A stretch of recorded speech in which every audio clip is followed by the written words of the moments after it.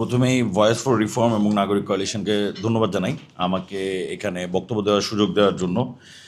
আর আমি আমার বক্তব্যে প্রথমেই সবাই একটা আশাবাদ ব্যক্ত করছেন যে আসলে পার্লামেন্টে যাবে, এটা আটকায় দেওয়া যাবে। আমি আসলে এই আশাবাদে নাই, এগুলো কোনো কিছু আটকানো যাবে না। যেভাবে আইনটা হয়েছে এভাবেই আসলে আইনটা পাস হবে এবং আমাদের জন্য সামনের দিনে এটা ভয়ঙ্কর কঠিন সময় আরেকবার মানে আসতে যাচ্ছে আর কি। তো এইবারের যেটা সুবিধা সেটা হলো গতবারেরটা যেহেতু আমরা দেখছি, এবারেরটার জন্য আমরা প্রিপেয়ার থাকতে পারবো আর কি। এবং আমি যেটা বুঝি যে কালকেও আমি একটা টক শোতে কথা বলতেছিলাম, তখনও এই গুম কমিশন মানবাধিকার কমিশন নিয়ে আলোচনার সময় আমি বলতেছিলাম যে আসলে কেন আপনার মানবাধিকার কমিশনকে দুর্বল করতে হবে।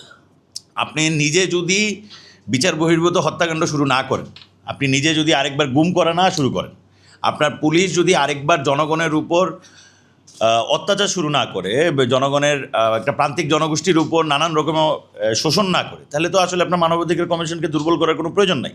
তাহলে আমার ধরে নিতে হবে বিএনপি এই কাজগুলো করবে বা বিএনপি এই কাজগুলো করার জন্য মনোযোগ দিচ্ছে যে তার এগুলো করতে হবে। এর বাইরে তো আর মানবাধিকার কমিশনকে দুর্বল করে রাখার জন্য আসলে কোনো কারণ থাকতে পারে না। তো আমি যদি ভুল করে না থাকি, খুবই পলিটিক্যাল ল্যান্ডস্কেপ থেকে আমি বলতে পারি যে 6 মাসের বিএনপির যে তার যে শাসনামল, সেটা খুব ইজিলি বোঝা যাচ্ছে যে বিএনপি আরেকবার আনপপুলার হওয়ার জন্য যা যা করতে হবে সেই রাস্তাতেই সে আসে। বিএনপি কানসাটে কী ঘটছিল 2001 থেকে 2006 তা ভুলে গেছে। বিএনপি ফুলবাড়িতে কিভাবে জনগণের উত্থানের সামনে পালায়া ফেরত আসতে হয়েছে তার পুরো পুলিশ বাহিনী বিডিআর নিয়ে, সেটা ভুলে গেছে। শনির আখড়ায় তার এমপিকে কীভাবে দৌড়ানি দেওয়া হয়েছিল সেগুলো সবই সে ভুলে গেছে। এখন সে যেটা মনে করতেছে যেহেতু আবারও সেই একই রাস্তাতেই আমি যাব, একই ঘটনাগুলো ঘটবে, তাহলে শেখ হাসিনা তো একটা ভালো জিনিস করছে। সেটা হলো শেখ হাসিনা দেখাই দিয়ে গেছে কীভাবে আমলাতন্ত্র শক্তিশালী করা যায়, কীভাবে পুলিশকে র্যাবকে গুম করার হত্যা করার নানান রকম অনুমতি দিয়া কীভাবে সব কিছু সেটেলড রাখা যায়।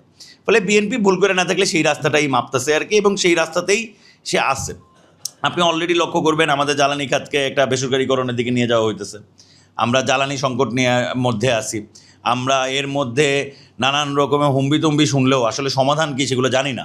ফলে সেই জায়গাগুলো থেকে খুবই অটোমেটিকলি পলিটিক্যাল পার্টিগুলো তার আন্দোলনে নামবে। হয়তোবা এখন একটু কম হইতেছে, কিন্তু ধীরে ধীরে সেগুলো বাড়বে। ফলে এইগুলো যদি কন্ট্রোল করতে হয় তাহলে তো আসলে বিএনপির এই রাস্তা বাদে আসলে অন্য কোনো রাস্তা বাকি নেই বিএনপির জন্য। এখন এগুলো সবগুলো মিথ্যা হইতো, মানে আমার এই এতক্ষণের সব কথাগুলো সেগুলো মিথ্যা হইতো যদি আমরা দেখতাম যে আসলে এটা বেটার কোনো একটা বিল আসলে বিএনপি আনতেছে।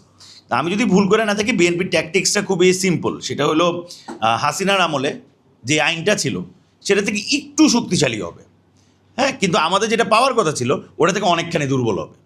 এইরকম একটা গ্রে এলাকায় সে আসলে এই যতগুলো অধ্যাদেশ সে বাতিল করছে, এই অধ্যাদেশগুলো সামনে এই পার্লামেন্ট মানে 20 তারিখ থেকে শুরু হচ্ছে, ভুল করে না থাকলে এই সময় থেকেই এগুলো উত্থাপন শুরু হবে। প্রত্যেকটা অধ্যাদেশই আসলে এইরকমই হবে আর কি, একটু শক্তিশালী হবে।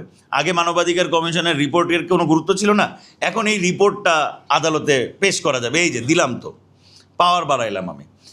ফলে এই জিনিসগুলো খুবই জরুরি যে আসলে আমাদের বোঝা যে বিএনপি আসলে এখন কোন দিকে আসলে যাচ্ছে এবং তার আসলে গতিমুখটা কোন দিকে।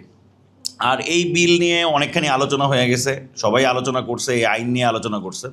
ফলে আমি এই আলোচনাটা আসলে বেশি মানে আইনগত জায়গাটা নিয়ে আলোচনা করতে যাচ্ছি না। আরেকটা জিনিস খুবই গুরুত্বপূর্ণ যে আসলে আপনি একটি মানবাধিকার কমিশন যখন বানাবেন, সেই মানবাধিকার কমিশনটা যদি আরেকটা সরকারি দপ্তর হয়ে ওঠে, তাইলে আসলে সেই মানবাধিকার কমিশন বানানোরই দরকার নেই। মানে আমি আমার তরফ থেকে বলবো আর কি যে বিএনপির দরকারই নেই এই বিল আনার, মানে কোনো প্রয়োজন নাই আমার জনগণের কিছু টাকা অতিরিক্ত এদের অফিস, এদের মিটিং, এদের জন্য বেতন, এদের জন্য গার্ড, এদের জন্য গাড়ি, সেই গাড়ির জ্বালানি, তাদের রেশন, এগুলো দিয়ে নষ্ট করার দরকার নাই যদি আরেকটা সরকারি দপ্তর হয়। আমরা একটা সরকারি দপ্তর চাচ্ছি না, আমরা এমন একটা মানবাধিকার কমিশন চাই যে কিছুদিন আগে আপনি দেখবেন যে হবিগঞ্জে ভুল করে না থাকলে এনসিপির উপর আক্রমণ হলো, আলিফ ছেলেটা যে চোখে আক্রান্ত হলো। আমরা এরকম একটা মানবাধিকার কমিশন চাই যে নিজের থেকে এই ঘটনাটা তদন্ত করতে নামবে যে আসলে কী ঘটছে ওইখানে। মানে খুব সিম্পল, যে স্বাধীন, সে নিজের মতো করে সিদ্ধান্ত নিতে পারবে। সেইটা মনে করেন যে পাহাড়ে কোনো যদি সংঘাত ঘটে, সেটা যদি কোনো আদিবাসী নিপীড়ন হয়, কিংবা সেটা যদি কোনো প্রান্তিক জনগোষ্ঠীর উপরে নিপীড়ন হয়, সেই কমিশন যেন নিজের থেকে সেই ঘটনাটা তদন্ত করার সাহস এবং তার জন্য সেই রিসোর্স থাকে। আমরা এমন একটা মানবাধিকার কমিশন চাই যেই মানবাধিকার কমিশন সরকারের বিরুদ্ধে দাঁড়াবে দরকার পড়লে। কিন্তু আমরা আরেকটা সরকারের আজ্ঞাবহ আরেকটা সরকারি দপ্তর আসলে আমাদের তো প্রয়োজন নাই। মানে আমাদের অলরেডি অনেক সরকারি দপ্তর আছে। ফলে এই জায়গাগুলো আমার মনে হয় যে আমাদের ভাবাটা জরুরি।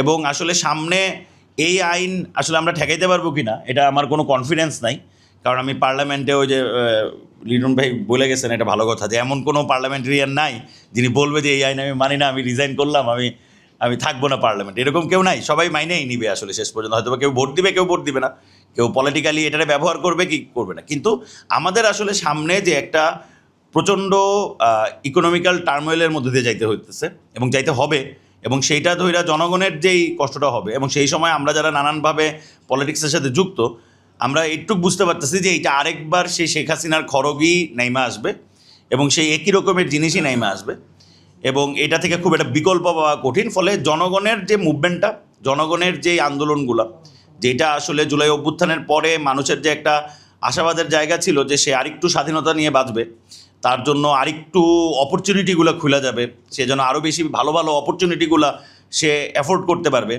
সেইটা থেকে তো আসলে আমরা অনেক দূরে চলে আসছি। আমরা আসলে গত ইন্টারিম গভর্নমেন্ট বলেন কিংবা ইন্টারিম গভর্নমেন্ট বলে গত 6 মাসের যে ধারাবাহিকতা, ফলে আমাদেরকে আসলে যেই লড়াইটা আমরা জুলাইয়ের আগে করতেছিলাম সেই লড়াইটাই আরেকবার করতে হবে, এবং ওই রকমই একটা লড়াইয়ের রাস্তাতেই আরেকবার আমাদের নামতে হবে। মানে আরো হাজার হাজার লোকের রক্ত লাগবে।